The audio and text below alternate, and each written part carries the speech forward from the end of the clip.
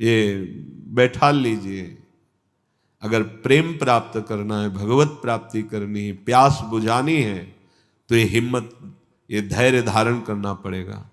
पग पग पर कष्ट घेर रहे हैं, राधा राधा राधा, पार करते चले जाओ, घबराना मत। हर शूल इस मार्ग के पथिक के चरणों का फूल बन जाता है। दूर से दिखाई देगा शूल, और जब चरण रखोगे तो बन जाएगा फूल। डरना नहीं, बस डरना नहीं। और माया के मार्ग में हर शूल फूल नजर आता है, फूल समझ करके रखा तो फंस गया। ऐसा शूल चुभा कि आह भी नहीं बोल पाता। बहुत धैर्यपूर्वक, कितना भी संकट पे संकट परिस्थितियों, नाम नहीं छूटना चाहिए। देख लो, हृदय में देख लो, यहां जरा सी बात आई तो भजन छूट जाता है।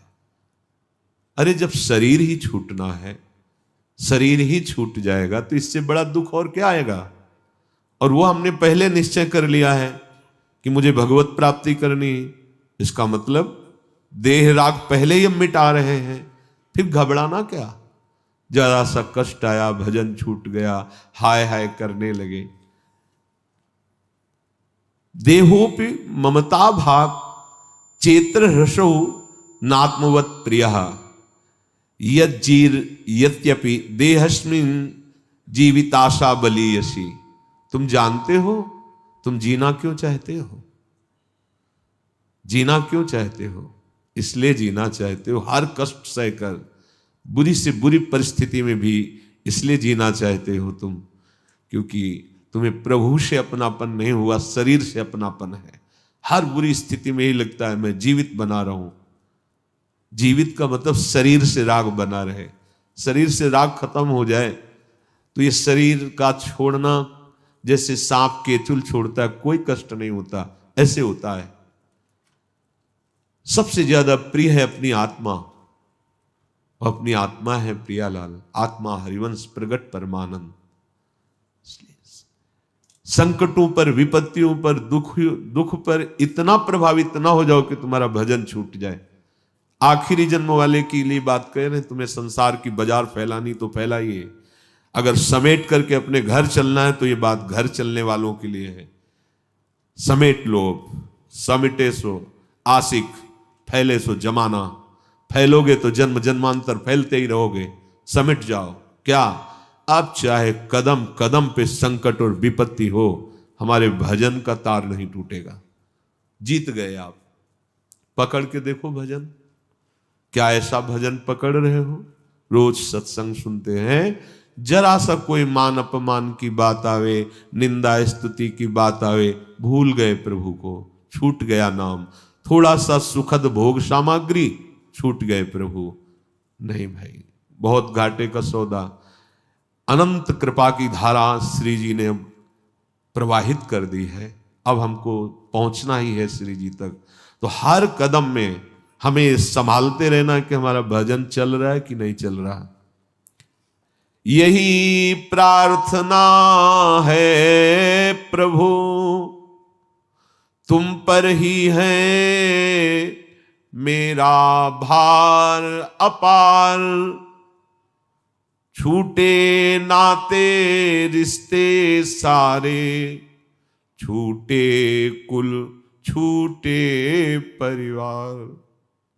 सब छूटे तो छूटे प्रभुवर, तुम न छोड़ना प्राणाधार। नहीं चाहिए धन या वैभव, नहीं चाहिए पद अधिकार। यही चाह है पाऊं प्रभुवर, सदा तुम्हारा अनुपम प्यार। संकट पर संकट भी आवे, पर टूटे नहीं भजन का तार। सार बात। हे प्रभु, आपसे यही प्रार्थना है, चाहे जितनी व्यथा की, दुख की परिस्थिति हो, जब मैंने अपने जीवन का भार आपको दे दिया है तो अब मुझे अपने दुख पर विचार करने का अधिकार नहीं रह गया है। ये बिल्कुल अच्छे से समझ लीजिए। जैसे मकान हमने दूसरे के नाम कर दिया, वो क्या व्यवहार उस मकान में करता है हमारा अधिकार नहीं, तो हम शरणागत हैं। हमारा शरीर, हमारा हृदय, ये प्रभु के हवाले है। यदि वो चाहते हैं कि पग पग पर इसे दुख मिले, तो फिर हमारा विचार करने का अधिकार ही नहीं रह गया है कि मुझे दुख क्यों मिल रहा है। देखो, अगर चलना है प्रभु के पास तो ये सिद्धांत है, क्यों म्यों करके संसार में फंसना है तो आप देख लीजिए, तुम पर हमारा सारा भार समर्पित हो गया है। और सच्ची मानिए, बहुत बड़ा कृपा विधान हो रहा है। आपको लगता है दुख क्यों दे रहे हैं प्रभु? दुख नहीं दे रहे हैं, हिसाब बहुत कम में निपटा रहे हैं। क्योंकि सिद्धांत है ना, तो भगवान भी सिद्धांत का उल्लंघन नहीं करते। तो जहां हमें सैकड़ों हजारों जन्म सड़ना था, वहां कुछ घंटे मिनट में भुगवा कर आगे बढ़ो और इसी जन्म में परम पद प्रदान कर देते हैं, जीवन मुक्त अवस्था प्रदान। तो हम ऐसे भगवान के विधान को न जानने के कारण कोसने लगते हैं कि भगवान ऐसा दुख क्यों दे रहे हैं। भगवत प्राप्ति करनी है तो नाता केवल इन्हीं से रहना, प्रभु से। अगर आप थोड़ा सा चाह कीजिए तो शेष संभाल वो देंगे। कोई यहां किसी से प्यार नहीं करता, कोई नहीं करता। भूल में मत रहना।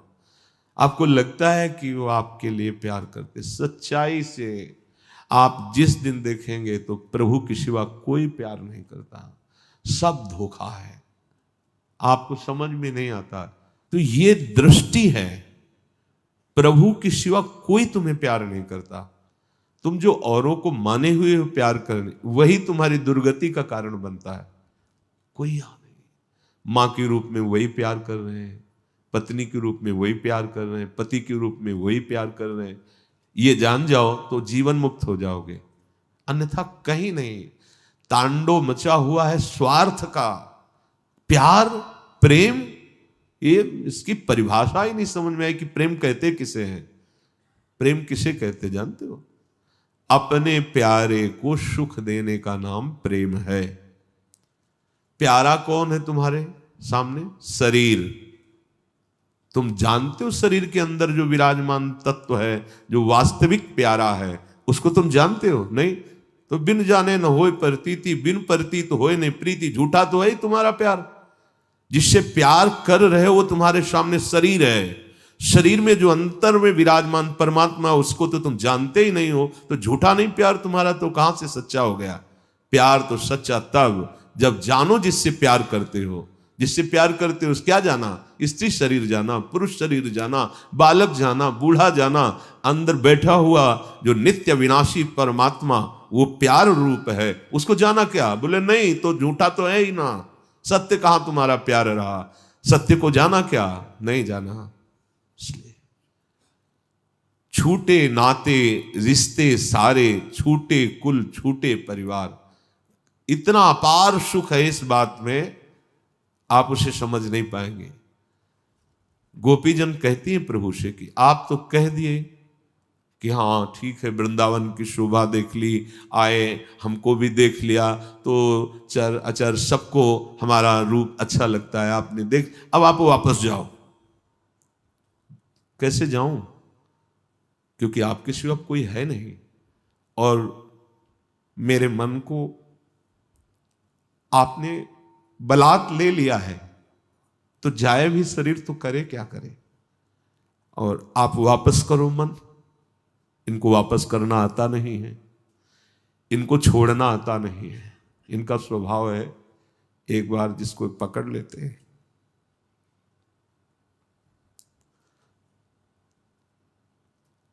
अगर इनका ऐसा स्वभाव ना होता तो अपने लोग कभी भगवत प्राप्ति ही नहीं कर पाते। भगवान की ऐसी दुरंत माया है कि क्षण क्षण में आकर्षित करती रहती है। पर इनका स्वभाव एक बार जिसको पकड़ लिया ये छोड़ते नहीं, पार कर देते हैं, निहाल कर देते हैं। गोपीजन कहते वापस करो हमारा मन। और अगर आप इतने पे भी नहीं समझते तो आगे का जो शब्द था, आप जानते हैं सारे संबंध आपके चरणों में है, ये जीवन आपके चरणों, अभी आपके सामने इस शरीर को भस्म कर दूंगी। गोपीजन कहते अभी इस शरीर को तिनके की तरह नष्ट कर दूंगी, मैंने आपसे प्यार किया है। ये भगवान इसलिए बोल रहे थे कि हमारे रास में प्रवेश पाने का ऐसा जन अधिकारी होता है, कोई रिश्ता नहीं, कोई सुख नहीं, कोई मांग नहीं, कोई चाह नहीं, केवल कृष्ण, केवल कृष्ण, तब वो चिदानंद रास में प्रवेश पाए। हमारे जब तक हृदय में अन्य संबंध, अन्य भावनाएं, अन्य कोई अपना है, तब तक ये छुपे रहते हैं। नहीं, दर्शन मांगने की जरूरत नहीं है, ये ऐसे उदार हैं, ये खेलते रहते हैं साथ, ये प्रेमी जन ही जानते हैं, दूसरे नहीं। जब तक तुम्हारा इस संसार में कोई और है प्रभु के सिवा, तब तक तुम्हें याचना करनी पड़ेगी, दर्शन दे दो, ये कर दो, वो कर दो। और जिस दिन तुम्हारा कोई संबंध ही नहीं रहेगा, केवल एक इन्हीं से संबंध, तो फिर भी नहीं जाने वाले। ये ऐसे प्रेमी हैं, ऐसे प्रेमी हैं। सब छूटे पर हे स्वामी तुम मेरे प्राणाधार हो, ये बात कभी ना छूटे, आपके सिवा कोई नहीं। ये अंदर अंदर से देखो, अंदर से देखो। नहीं चाहिए मुझे आपके इस माया का धन वैभव पद, नहीं चाहिए कोई अधिकार, बस एक चाह आपके अनुपम प्यार में मैं डूबा रहूं। तो देखो कबीरदास जी कहते हैं, कबीरा मन निर्मल भया,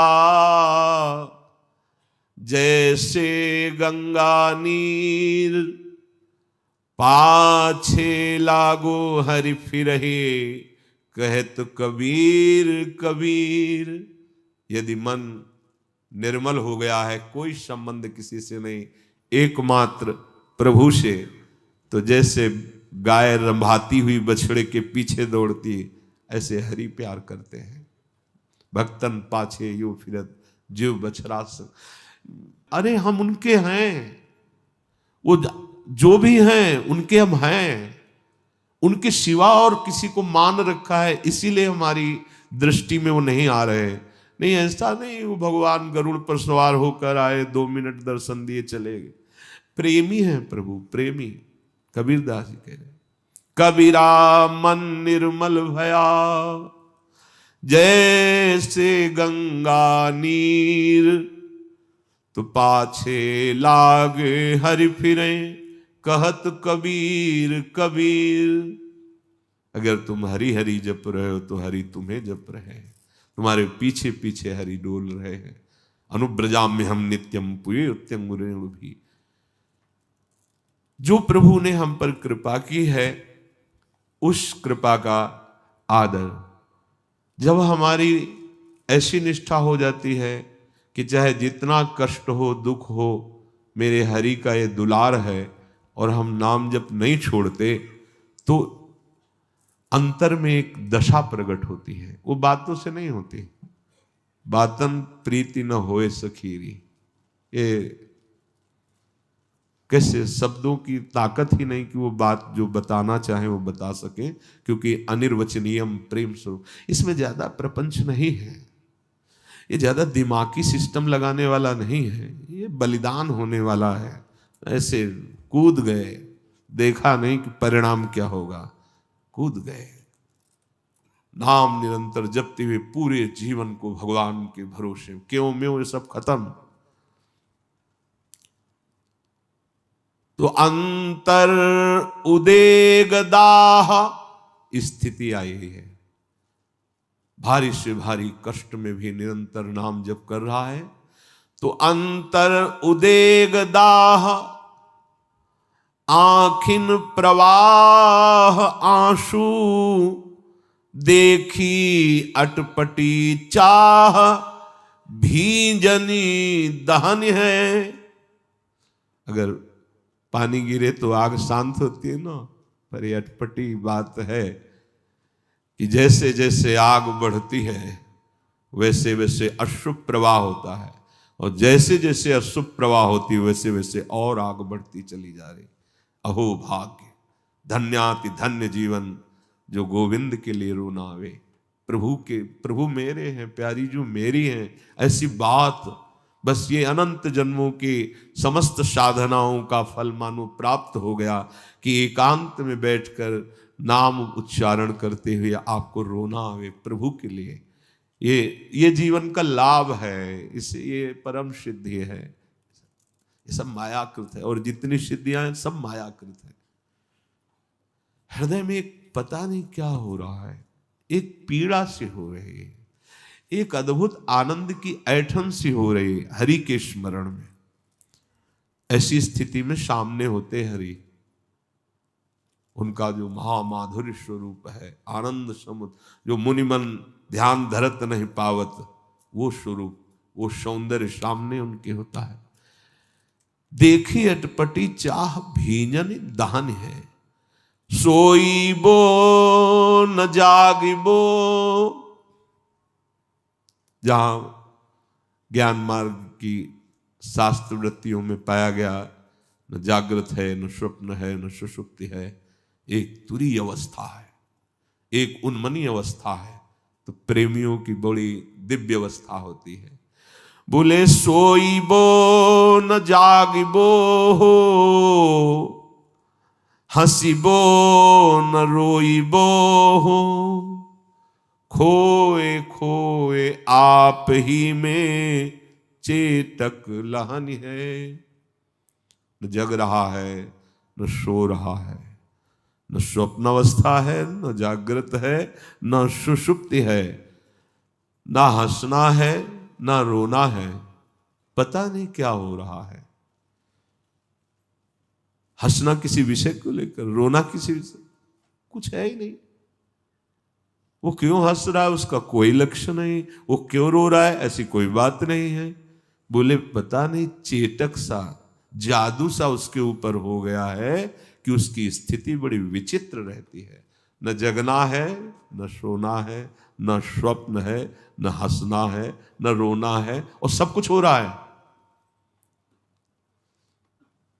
अखियां रूप के रंग रंगी,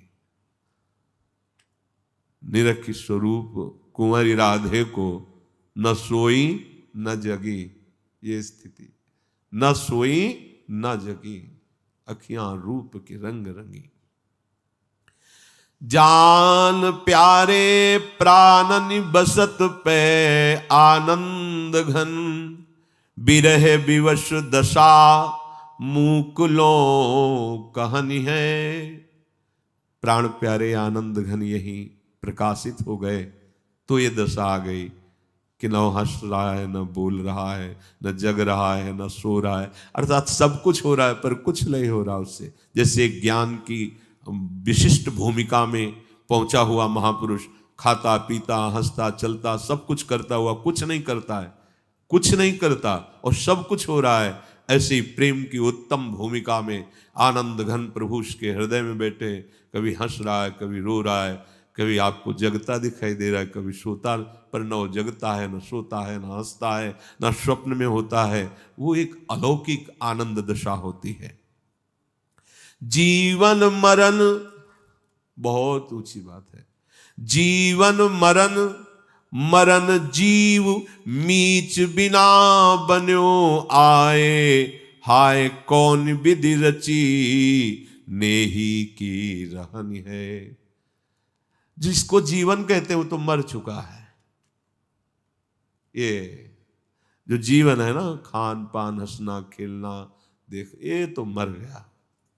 कब मर गया? जब प्रेम मार्ग में कदम रखा जाता है ना, उसी में भस्म हो जाता है। चढ़ के मैन तुरंग पे चलिवो पावक माई, प्रेम पंथत कठिन है सबको। मर गया हो तो फिर भी जीवित है। जीवित ऐसे है कि हंसना खेलना बोलना सब कुछ हो रहा है, पर उससे कुछ नहीं हो रहा, वो आनंद घन प्रभु में स्थित है। बोले ऐसी स्थिति आकर के हृदय में विराजमान हो गई कि उसका वर्णन ही नहीं कर सकते। ये जाको लह कछु लहन की चाह नहीं में होए, जयति जगत पावन करन प्रेम बरन यह दो। यह है प्रेम स्थिति, जिसको प्राप्त होने के बाद फिर कुछ प्राप्त करना बाकी नहीं रहता। हमारी चित्तवृत्ति जब तक प्रभु में इस कोट से नहीं लगती, तब तक ये प्रेम का रंग हृदय में प्रकाशित नहीं होता। प्रेम एक बहुत बड़ा नशा है, जिसके हृदय में एक बार एक प्याला पी ले प्रेम का, तो पूरे जीवन भर ये नशा नहीं उतरता, जीवन के बाद भी नहीं उतरता। एक बहुत मादक वस्तु प्रेम है, बहुत मधुर आशव है। आशव जिससे लोग मदिरा पीते उन्मत्त हो जाते हैं, उनको पता भी नहीं चलता कि वो कहाँ पड़े हैं, कहाँ खड़े हैं, कैसे। ऐसे ही भागवत में वर्णन है कि उसके वस्त्र हैं कि नहीं हैं, उसको कोई शुद्ध नहीं रहती, ऐसी मादकता उसके अंदर भगवदानंद की चढ़ती है। ये प्रेम एक आशव है, प्रेम आशव। ऐसी छकन होती है, ऐसी उन्मत्तता होती है। एक प्याला तो बहुत बड़ी बात है, एक बूंद भी आ जाए हृदय में, दशा बदल जाए। जब महाप्रभु चैतन्य देव की गंभीरा दशा का, तो हृदय फट जाए, दशा सुन के फट जाए। महाप्रभु चैतन्य देव के यहाँ रक्त स्राव होता, ऐसे दीवाल में से नाक रगड़ते, ऐसे ऐसे। जब गोविंद आदि जो निजंग सेवी वो सावधान होकर, प्रभु क्या आप कर रहे हैं, ये क्या, और खून से लथपथ। तब कहते बाहर श्री कृष्ण खड़े हैं, वो बुला रहे हैं, मैं दरवाजा बना रहा हूं। ऐसे श्री कृष्ण प्रेम का मूर्तिमान स्वरूप महाप्रभु चैतन्य देव। भगवत अभी अपने लोग कहलाते हैं प्रभु के, लेकिन अभी प्रभु के हुए नहीं। प्रभु के हो जाने पर फिर और कोई चाह नहीं। जैसे अमृत पीने के बाद कुछ पीने की चाह होती है क्या? जैसे भगवान ने गीता जी में कहा कि एक मृदु और शीतल विशाल जलाशय के प्राप्त होने पर फिर छोटे मोटे गड्ढों की याद नहीं आती, ऐसे गोविंद के चरणारविंद का आश्रय, उनके चरणों का भक्ति प्रेम, फिर और कुछ याद आवे हमारा मन नहीं लगता। ये सब बहुत नीचे स्तर की बातें हैं। ये ऐसा आशव है। देखो स्वयं भगवान है महाप्रभु श्री कृष्ण चैतन्य देव, गंगा स्नान के लिए जब निकलते तो जितने वयोवृद्ध वैष्णव जन को भी सबके चरणों में लौट जाते और कहते श्री कृष्ण प्रेम की भिक्षा दे दो, मुझे श्री कृष्ण प्रेम की भिक्षा दे दो। सब वैष्णव जन की कैसा निमाई का स्वभाव है, सबके चरण पड़ते। ऐसा ही नहीं कि केवल उपदेश किया हो तृणादपि सुनीचे, नहीं, सबके चरण पड़ते। मुझे श्री कृष्ण प्रेम की भिक्षा दे दो, मुझे श्री कृष्ण प्रेम प्राप्त हो जाए। हम लोगों की दशा कहाँ है? हम अपने को संत समझते हैं, अपने को बड़ा समझते हैं, अपने को ज्ञानी समझते हैं, और जो वास्तविक बड़े हैं साक्षात प्रभु ही तो है ना। कैसे कैसे आचार्य हैं, आचरण करके दिखा रहे हैं, सबसे मांगते हैं। कोई भी वैष्णव दिखाई दे उसके चरण पकड़ते हैं और कहते हैं कृष्ण प्रेम की भिक्षा दे दो। जिसे एक बूंद भी प्रेम प्राप्त हुआ वो धन्य हो गया, मस्त हो गया। उसकी मतवाली स्थिति जो होती है उसकी बराबरी कौन कर सकता है? संसार का बड़े से बड़ा बादशाह भी उसकी बराबरी नहीं कर सकता, जो श्री कृष्ण प्रेम का प्याला पिए हुए है। त्रिलोकी का राज्य उसके लिए तिनके के समान होता है। हे शब्दों को देखो, हम प्रभु के इस दासत्व के मार्ग के पथिक हैं, जहां बड़े से बड़े शहंशाह का वैभव भी उसके लिए बमन के समान है, त्रिभुवन का राज्य वैभव भी तिनके के समान है। उस मार्ग के पथिक हैं। कोई चिंता, कोई शोक ऐसे श्री कृष्ण दास के पास फटक भी नहीं पाते हैं। नहीं भटक पाते हैं। सदा वो मस्त रहता है, आनंद की उन्मत्तता हृदय में रहती है। वो आनंद सिंधु के साथ खेलता है, प्रभु के साथ खेलता है। बाहरी शब्दों में आप उसे पागल भी कह सकते हैं। नारायण स्वामी कुसुम सरोवर से भागते ऐसे गिरिराज तक आते, फिर यहां से लौट के भागते ऐसे, बीच बीच में प्रलाप करने लगते हैं। किसी प्रेमी ने पूछा कि स्वामी जी आप ये, तो बताया हमारा उसका खेल चल रहा है। अपने प्रेमियों के साथ वो खेलते, बाहर से देखने में लगता बावरे, कैसे बावरे हैं, दौड़ रहे हैं, प्रलाप कर रहे हैं, नाराज हो रहे हैं, सामने कुछ दिखाई नहीं दे रहा तो पागल तो लगते ही हैं, लेकिन उनके सामने उनके आराध्य देव होते हैं।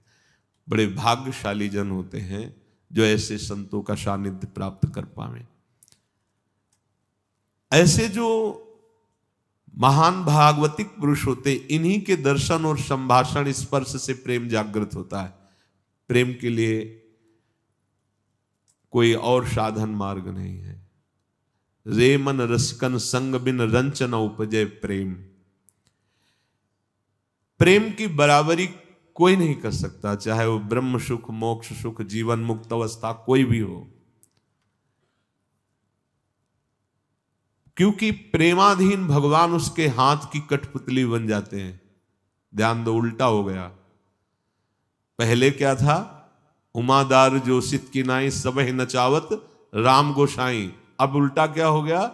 प्रेम के हाथ बिक जाने वाले प्रभु उस भक्त के हाथ की कठपुतली है। जहां चाहे जैसे चाहे वहां प्रभु को प्रकाशित कर दे। जहां चाहे घोर पापात्मा सामने है, अगर उसका भाव बन जाए तो प्रभु को वहां हृदय में प्रकाशित होना पड़ेगा, क्योंकि भगवान उसके हाथ की कठपुतली है। पर उसका हृदय ही नहीं रह जाता है, हृदय ही प्रभु बन जाते हैं, इसलिए उसका कोई संकल्प ही नहीं होता है। अनादि अनंत असीम जिसकी महिमा है, जिसे भगवान कहते हैं, वो भक्त का खिलौना बन जाता है, भक्त के हाथ का खिलौना बन जाता है। कितना महान सुख! अब वहां तक पहुंच नहीं बुद्धि की तो लगता है महान सुख का मतलब अगर अरब खरब रुपया मिल जाए, ये मिल जाए, क्योंकि हमारी बुद्धि में इतना ही बैठा हुआ है। प्रेम का जब प्रादुर्भाव होता है तो सबसे पहले भय को भयभीत करके भगा देता है प्रेम, अर्थात प्रेमी निर्भीक हो जाता है, निर्भय। प्रेम पहला कार्य करता है, भय को भगा देता है। कोई भय नहीं रहता। ऐसा थोड़ी कि मृत्यु का भय या रोग का भय, ये सब वो स्थिति होती है, स्थिति वो बातों से नहीं होती है। भय नाम की वस्तु, सोच कितना आनंद, भय नाम की वस्तु नहीं रहती। और उसकी रुचि को खा जाता है प्रेम। पहले सबसे क्या करता है? भय को भयभीत करके भगा देता है, उसका हृदय निर्भय हो गया। दूसरा, उसकी रुचि को खा गया प्रेम। अब प्रेममयी रुचि हुई, उसकी कोई रुचि ही नहीं, कोई चाह ही नहीं, कोई इच्छा ही नहीं है। ये महामहिम प्रेम का प्रभाव रुचि को खा गया। बोले तुम्हारी क्या इच्छा है? इच्छा ही नहीं है, कोई इच्छा ही नहीं। प्रहलाद जी से कह रहे हैं कि हमारी आज्ञा है, वरदान मांगो। प्रहलाद जी ने कहा आपकी आज्ञा का पालन तो करना ही है, तो नाथ आप ये वरदान दे दो कि हमारे हृदय में कोई कामना ही न रहे मांगने की। ये कोई वरदान? प्रेम ने रुचि को ही खा लिया, अब कोई रुचि ही नहीं रह गई। किंतु इसमें वही जो जानबूझ करके अपने आप को स्वाहा करना चाहता है, वही इस खेल में उतरता है। यहाँ ये भयभीत होने वाले लोग ने कि पैर रखे गर्म लगेगा तो वापस हो जाएंगे। प्रेम है, प्रेम के लिए नारायण अति कठिन है हरि मिलन की बाट, या में पग पीछे धरे प्रथम शीश दे काट। यहाँ मर के चला जाता है, तो मरना तो है ही यार। एक बार इधर आ जाओ तो अमर अविनाशी असीम सुख को प्राप्त हो जाओगे, उधर तो बहुत बार मर चुके हो। जब रावण ने मारीच से कहा चलो स्वर्ण का मृग बन के और भगवान को लुभायमान करो, तो उसने कहा तुम्हें पता है बिना फण का बाण मारा था तो 100 योजन दूर गिरा था और न जाने कितना समय लग गया, पर आज तक मैं वो भूल नहीं पाया हूं, उनको मैं भ्रमित करूंगा नहीं। तो उसने तलवार खींची और कहा अभी मार दूंगा। तो सोचा मारा तो दोनों जगह जाऊंगा, इधर ये मारेगा उधर रघुनाथ जी मारेंगे, तो उभय भांत देखियो जब मरना तब ताक्यो रघुनायक। उत्तम बात यही रहेगी कि जहां से मरना मिटता है वहां मरूं जाके, ये मारेगा तो क्या। तो काम क्रोध लोभ मोह मद मत्सर ये तो मार ही रहे हैं, जो चलो इधर आते हैं, थोड़ी जलन सह लेंगे, क्योंकि इनको जब हम स्वीकार नहीं करेंगे तो जलाएंगे, पर फिर वो जलन सदा सदा के लिए शांत हो जाएगी, असीम आनंद का अनुभव होगा। ये प्रेम का पंथ है, इसमें अपनी कोई परवाह नहीं करनी होती। अपनापन प्रभु को दे दिया, वो जाने। अब हमें केवल परवाह इस बात की है कि प्रभु को न भूले, उनका चिंतन न भूले। पर है बड़ी टेढ़ी खीर, मानो ऐसा कि नैया भंवर में फंस गई है और डांड फेंक दो। देख लो प्रेम का मार्ग कैसा है कि नैया भंवर में फंस गई, अब तो जरूरी है डांड चलाना, तो कहते फेंक दो और ऐसे हो जाओ। है हिम्मत, फेंक के देख लो। तो बोले भंवर में नैया फंसी तो डूब नहीं जाएगी? बोले भंवर ही गायब हो जाएगी, भंवर ही गायब हो जाएगी, फेंक के तो डांड देखे कोई। और आखिरी में जो भी महान भक्त हुए हैं स्थिति यही आई है। पर बहुत इसीलिए कहा टेढ़ी खीर है। द्रौपदी जी कोई साधारण नहीं, अग्नि से पैदा हुई हैं और श्री कृष्ण की प्रिय हैं, लेकिन पांडवों का भरोसा, भीष्मादि का भरोसा, फिर अपनी भुजाओं का भरोसा, फिर दांत का भरोसा। अब जब देखा कुछ तो ऐसे, यह है डांड फेंक देना। संभल गया उसी समय, सब कुछ संभल गया। गजेंद्र पूरा हाथी हाथनियां लगकर सहयोग कर रहे हैं, अपना बल उनका बल, जब सब खत्म, हरि, पूरा हरि नाम उच्चारण भी नहीं हो पाया था, हरि बचा लिए थे। इस मार्ग में चलने वाले को भंवर में फंसी हुई नैया पे डांड को ही फेंक दो, ये लो डुबो, अब डुबो आप। ये ऐसा मार्ग है ये, कहीं ऐसा नहीं है कूद गए, अब देख लो अग्नि भी शीतल हो जाएगी, प्रहलाद जी का रोम भी भस्म नहीं हुआ, एकदम आनंद। एक बार तो विश्वंभर भगवान को विश्वास करके अपने जीवन को अर्पित कर दो।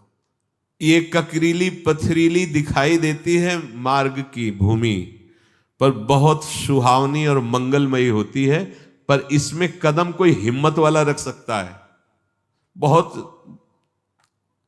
ऐसा लगता है कि बहुत कठिन मार्ग है, बहुत सुहावना है, उसको जो चल पड़ा इस मार्ग पे, दूर से देखने वाला नहीं चल पाएगा। प्रेम पंथ ये ऐसा है कि दूर से देख के नहीं चला जाता। इसमें जब दूर से देखोगे तो इसमें बहुत जलन, बहुत अशांति, बहुत ऐसा लगेगा, और जब आप इस पे चलोगे तो बहुत सुहावनी डगर है, क्योंकि बहुत प्यारा प्रीतम साथ में रहता है। जो प्रेम की इस वृत्ति में अपने मन को फंसाना चाहता है, तो उससे पहले अपने हृदय में किसी का भी प्रेम न रह जाए ऐसा खाली करना होता है। यह सहयोग प्रेमी जनों के द्वारा होता है। हृदय में देखो शांत होकर, कौन है तुम्हारा प्रभु? जब उत्तर आवे प्रभु, क्या है तुम्हारे पास प्रभु? अब आप प्रेम मार्ग के पथिक हो रहे हैं, पर अंदर झांक के देखो ना, कहीं न कहीं कोई न कोई बल पकड़े रहता है मन, इसीलिए प्रेम में नहीं डूब पाता है। इस मैदान में चलने वाला चूक नहीं करता। चूक क्या होती है? इस मार्ग के पथिक की चूक क्या होती है? बहुत अनुकूलता आई, आप कोई और प्रभु के सिवा दिखाई दे रहा है, उसने चूक कर दी। बहुत प्रतिकूलता आई, आप मुझे बचा लो, आप मेरा सहयोग कर दो, गए आप। प्रेम मार्ग के पथिक चाहे भारी अनुकूलता हो या भारी प्रतिकूलता हो, अपने प्रभु के सिवा दूसरी तरफ आंख उठा के नहीं देखना। देखो चलो परमार्थ में, ये प्रवचन नहीं है, इसीलिए रोज कहते हैं केवल भगवत प्राप्ति के लिए सत्संग है। अगर आप एक दिन का सत्संग अपने जीवन में उतार लें तो आप भगवत प्राप्त महात्मा हो जाएंगे। बने तो रघुबरते बने, बिगड़े तो भरपूर, पूरे आशिक हो प्रभु के, बीच में मत लड़खड़ाओ, पूरा का पूरा भार उनके चरणों में दे दो, फिर देखो कैसा आनंद का अनुभव होता है। आपको लगता है कि प्रभु केवल नरसिंह मेहता जी के हैं, प्रभु केवल मीरा जी के हैं, प्रभु इन बड़े बड़े भक्तों के हैं? नहीं नहीं, जितना उनसे प्यार करते हैं उतना आपसे भी वो प्यार करते हैं। पर आप जैसे मीरा जी प्रभु को प्यार करते हैं, आप वैसा प्यार नहीं करते, इसलिए आपके अनुभव में नहीं आते। जैसा नरसिंह जी समर्पित हैं वैसा तुम्हारा समर्पण नहीं है, नहीं तो वो प्यार तो वैसे ही हमसे कर रहे हैं। सच्ची बात मानो, उनको कोई इससे भेद से नहीं कि कौन कौन, वो सब मम प्रिय, सब मम उपजाए, प्रभु कह रहे हैं। पर हम उतना प्यार नहीं कर पाते, हम वैसा समर्पण नहीं है, इसलिए हमें लगता है कि प्रभु मीरा जी को बहुत प्यार करते थे, हमें प्यार नहीं करते। नहीं, प्रभु हमें तो वैसे ही प्यार करते, पर जैसे मीरा जी समर्पित थी वैसे हम समर्पित नहीं है, वैसा हमारा भाव नहीं है कि मेरे तो गिरधर गोपाल दूसरों न कोई। नहीं तो अभी हाहाकार मच जाए हृदय में कि इतना प्यार करने वाले प्रभु को मैं जान ही नहीं पाया कि मुझे इतना प्यार करते थे।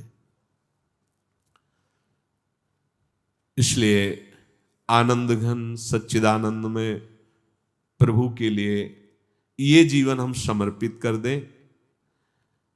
इस जीवन में हमारे अब दिखावा नहीं होना चाहिए, नाटक नहीं होना चाहिए। प्रेमी कुछ भी बचा के नहीं रखना चाहता, अगर बचा के रखता है तो प्रेमी नहीं है। देखो, प्रीति पतंग करी दीपक सो आपे प्राण दह्यो। वो देख रहा है कि जो आगे पतंगा गया था उसके पंख जल गए, वो तड़प रहा है, पर वो दीपक के लौ से प्यार करता है, वो अपने शरीर को भस्म कर देता है जाके। ये प्रेम है, यहां कोई शिकवा शिकायत नहीं है। अलिसुत प्रीति करी जल सुत सो संपत्ति हाथ गयो। भौरे में इतनी ताकत है कि कोरे काठ में भी छेद कर दे, और प्यार करता है कमल से। उसके अंदर जाता है तो भूल जाता है अपनी सामर्थ्य को, और अंदर पैक हो जाता। कोमल पंखुड़ी को छेद नहीं पाता, प्रेमी है ना, और सामर्थ्य इतनी है कि कोरे काठ में छेद कर दे। भाव क्या कि जिस प्रीतम की शरण में हम हुए हैं, हम संपूर्णतया उसके अधीन हैं। किसी भी बल का अपने भान न रह जाए और प्रयोग करने की इच्छा न रह जाए। उसके अंदर बल है, एक सेकंड में कमल की पंखुड़ी को छेद कर बाहर निकल सकता है। जब काठ में छेद कर देता है भंवरा, तो कमल क्या चीज है, पर कमल से प्यार करता है। अपना अस्तित्व समर्पित करना प्रेमी का। हमारा कोई बल नहीं, मेरे बल श्री वृंदावन रानी। सारंग प्रीति करी जो नाद सो सन्मुख बाण सहयो। शिकारी वीणा का वादन करता है, हिरन नजदीक आता है क्योंकि उसे वीणा ध्वनि बहुत प्रिय है। वो बाण संधान करके मार देता है, वो मर जाना पसंद करता है, पर वो वीणा ध्वनि सुन करके ये भयभीत नहीं होता कि सामने बहलिया मारता है। ऐसे ही अब गुरु की वाणी रूपी ध्वनि सुनकर चल पड़े भगवत प्राप्ति के लिए, भगवत प्रेम के लिए। अब छाती में सीधे वार सहेंगे, पीठ में नहीं। अब पीठ घुमा के वापस नहीं जाएंगे। इसमें वार होता ही नहीं है, इसमें प्यार ही प्यार होता है, पर लगता है कि वार होता है। तो हिम्मत तो ऐसी ही करनी पड़ेगी। जिसने अपने हृदय को भगवान के चरणों में समर्पित करके निरंतर उनका नाम जप करना, गुणगान करना, उनके कुछ ना हो तो आपको अंतिम बात बता रहे हैं हृदय की। कुछ बातें ऐसी होती हैं जो केवल हृदय में, हमारे प्रभु एक बात को कभी नहीं टाल पाएंगे। मैं आपका हूं, जैसा भी हूं आपका हूं। इसी से आपकी वो आध्यात्मिक उन्नति होगी जो पढ़ लिख के उस साधना से भी नहीं होती। ऐसे हो जाओ, इसमें कोई पैसा नहीं लगता। कई बार कहा, सत्य वस्तु पैसे से खरीदी नहीं जा सकती। सत्य वस्तु का मोल तुम्हारे पास केवल श्वासें हैं, श्वासें, यही दे दो। हम जैसे हैं प्रभु आपके हैं, भगवत प्राप्ति इसी से हो जाएगी। वे हम बहुत हृदय की बात कह रहे हैं। बहुत माया का आकर्षण है, प्रतिपल चंचलता मन की है, इंद्रियां वश में नहीं है, सहयोग बाहरी है नहीं जो हमें भगवत प्राप्ति का सहयोग मिले। जिधर देखो भगवत विमुख करने वाला सहयोग है। तो हृदय से आप केवल हृदय से, हे श्यामा श्याम मैं आपकी शरण में हूं, हे श्यामा श्याम मैं जैसा हूं आपका हूं, इससे भगवत प्राप्ति हो जाएगी। अंतिम में कोई कितना भी बड़ा भजनानंदी हो, आता यही है। अगर ये बात तुम्हारे अभी आ जाए तो बिगड़ी जन्म अनेक की, अब ही सुधरे आज कोई राम। हे श्यामा श्याम मैं आपका हूं। प्रभु का आश्रय लेकर जितना प्रयास हो सके कुमार्गगामी वृत्तियों से हटाओ अपने मन को और नाम जप में लगाओ। भगवत लीला कथा श्रवण करो, भगवत लीला कथा गायन करो। रोज की रोज हमारी मृत्यु नजदीक आ रही है। डरो इस बात से। तुम्हें दिखाई नहीं दे रहा, यहां प्रतिपल दिखाई दे रहा है। हर कदम उसके नजदीक आ रहे हैं, हम उसके नजदीक पहुंच रहे हैं। हमारा शरीर छूट जाएगा, हमारे सारी साधन सामग्री छिन जाएगी। यदि भगवत प्राप्ति नहीं हुई तो बहुत बड़ा घाटा हो जाएगा। इसलिए आश्रित नाम जप, लीला कथा श्रवण और हर समय ध्यान रखो तुम्हारे कदम मृत्यु की तरफ बढ़ रहे हैं। मृत्यु हर कदम तुम्हारे को नजदीक आते दबोचने के लिए तैयार है। कोई सेकंड ऐसा हो सकता है जिस समय जीवन लीला समाप्त हो जाए। उसके पहले हमें अपनी दृढ़ता भगवद आश्रय